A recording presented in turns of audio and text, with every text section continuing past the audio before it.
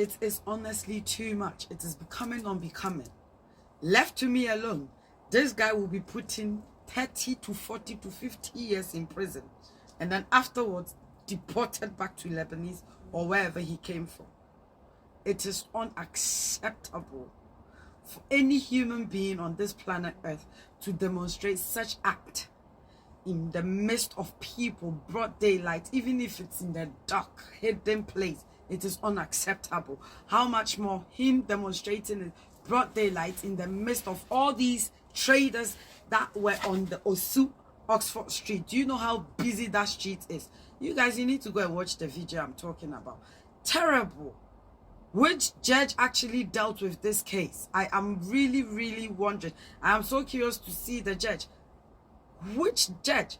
Whilst your very own will still a goat, cow, chicken, whatever, and then you will sentence this person almost to 30 years in prison, like almost a life sentence in prison, and a foreigner comes to Ghana. For all you know, this person does not even have his right to remain. We don't even check all these things. What is his status in Ghana? What is this Lebanese status in Ghana that you guys are pampering such issue? It's not even funny. The guy that was threatened to be killed is so traumatized. You need to listen to his interview that he granted. He is so traumatized. Nobody will even take him through any form of therapy. Dampare, IGP Dampare went to where he trades on Oxford Street, yes, and gave him the rest assurance that he will catch the boy, of which he did. But after that, what is going to happen to this guy's emotional stress that he has gone through, the emotional trauma that he is facing? Do you know how it feels for someone to actually? So if he did not get the nearest shop, as if his friend's shop wasn't too close, for him to run in there and actually lock the shop behind him, don't you think this Lebanese guy would have actually killed him by now? Do we always have to wait for these things to happen, like somebody dying, before we actually know this issue is very serious? Let's set good example to other foreigners that are living in Ghana or that are thinking of moving to Ghana. And I'm feeling headache. Come on, man. This guy, the trader, is our very own. This Lebanese does not deserve only 5 months in prison. 50 years with hard labor. Afterwards, deportation. What is it? We for support one our own. Almost an hour. So I was like, no, I have to give him a parking place so that he can park his car. So I also do my business. That's what I've told him. And then he just came out from the car. He started me, hey, you mad? Are you crazy? I'll kill you. So I was like, Just because you just I told him to park his car well. I didn't tell him anything wrong. People are there. People have seen it. I have more witness. So after the argument, and then he went home to bring that long saw. So I was sitting down when people started shouting, hey, Rasta, he's coming, he's coming back with and I run. So when you had a confrontation with him earlier, yeah, he went away. He went away. So I thought we have done. So he's going, and he came back with that long saw. Then what happened? And I run. I run to a shop close to me. Since that day, I can't even sleep. I'm telling my brother, I feel very bad, and I'm feeling headache. My head. I'm feeling headache. I feel pains. I was like, what is wrong with me? What happened?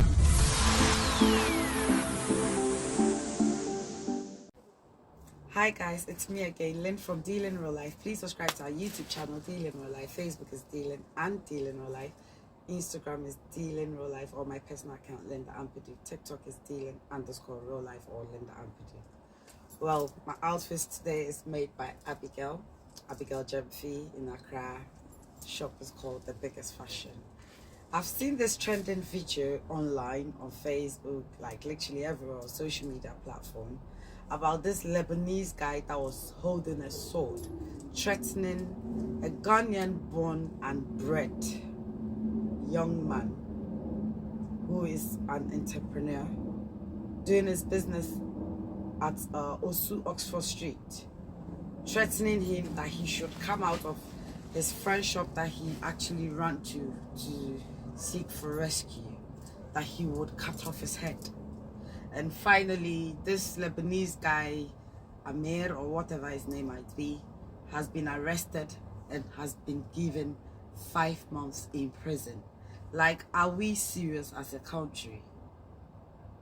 How can a Ghanaian even think of going to Lebanon, going to any of these Arab countries, any country at all, to misbehave like this guy did, who was actually caught red-handed on camera?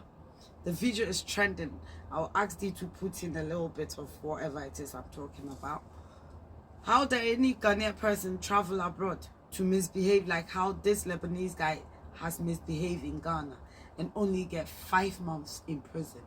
Someone who is literally demonstrating how he would actually kill somebody, broad daylight, simply because you've parked in front of where he is doing his business, where he is selling his handmade shoes, bags and stuff. After an hour of blocking his view, not getting customers to purchase or patronize his business, he come to you and ask you politely to move your vehicle and actually direct you to where they have given out for customers to park their vehicle, the car park. He actually directs you there, and you still have some nerves and balls in between your legs to go in your vehicle, grab a sword and actually chase this young man out of his own place where he sells his handmade shoes and bags, belts and all these African handmade, and run to somebody else, his friend's shop, for rescue. And you, the Lebanese guy, is there demonstrating how you would kill him. Are you serious? Are you actually, like literally, I can't think far. I really can't think madness, honestly. Like, that Lebanese guy, how dare you? I mean, we've seen videos, trending videos. Ghanaians, we're so peaceful. We are really peaceful. We've seen videos, trending videos, that Africans that went to China, only God knows what they did. Truly speaking, we don't even know what they did. All we saw in the video is them being like beaten up, like blue black, bleeding. How on earth do you think? I mean, come on, man. Ghanaians, our leaders, we need to wake up.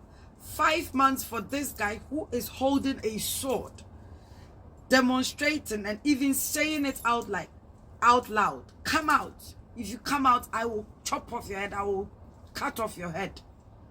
In a video content, yeah? He got finally arrested after running away, hiding wherever.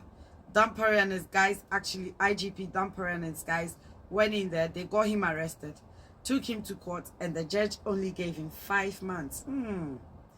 And the citizen, Ghanaian citizen that is still living in Ghana, born and bred and still living in Ghana, would still maybe chicken out of poverty, out of hunger, will be caught, will be beaten up before they even hand him over to the police or her over to the police, and then to court, and then the court will send the person to remand for like 10 years. Your case will not even be called in court, and you would have already spent like 5, 6, 7, 8 to 10 years in remand.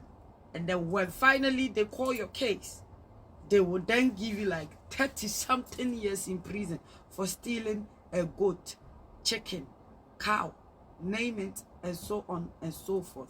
And this is someone who is not a Ghanaian, a Lebanese person that has threatened our very own Ghanaian, born and bred citizen, who is still living in Ghana, trying to make ends meet from hard work, threatening to kill our very own. And this guy runs away, finally get caught, finally sentenced to court. Then they sentenced him only 5 months in prison. And then the Kwapin Polo would take a picture with her son. And then what? And then what, Ghanaians? And then what? Like, are we serious as a country?